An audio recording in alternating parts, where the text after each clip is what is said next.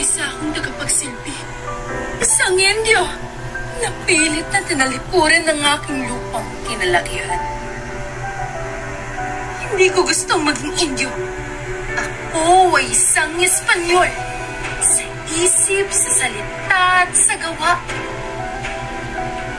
Walang puwang sa aking pagkatao ang maging isang Pilipino. Kinahihiya ko ang lahing ito dahil sila'y mga mangmang, dukha at hampas lupa. Hindi gaya ng mga Espanyol na nabibilang sa mga maharlika.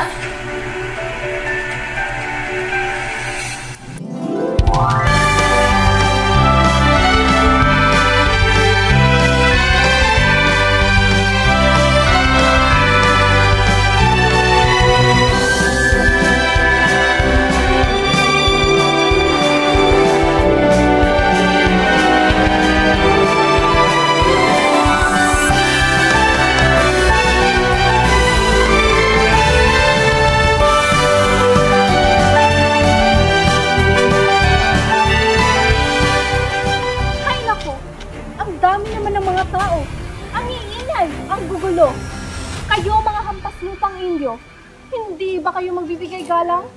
Hindi niyo ba ako nakikilala? Ako si Doña Victorina de los Reyes de Espadaña.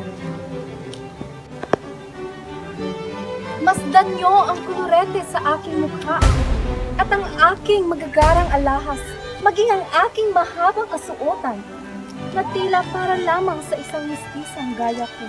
Kaya kayong mga Indyong singitim ng Aita, nararapat lamang na igalang niyo ko.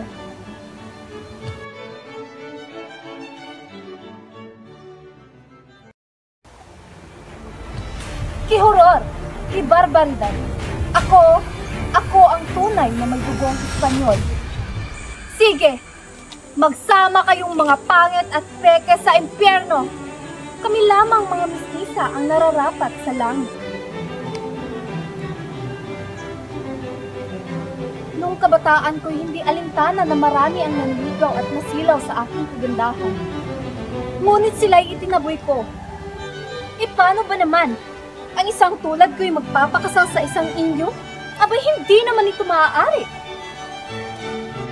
Kaya ito ngayon ng aking itinatangi, si Don Tiburcio de Espadaña. Isa siyang Espanyol. Sa pagpapanggap, siya ay aking maaasahan na tumayo bilang isang doktor. Ngayon ako ay isang asawa ng isang doktor. Nakamit ko rin ang pinakamimithing alta sosyedad. Hindi lang ako maganda, sosyal pa. Ngunit pagbalik-balik na rin man ang mundo'y isa pa din akong Indio. Sa kabila ng pagkait sa aking tunay na pagkatao, alang-alang sa ikagaganda ng estado ng buhay ko, kailanman hindi ako naging totoo.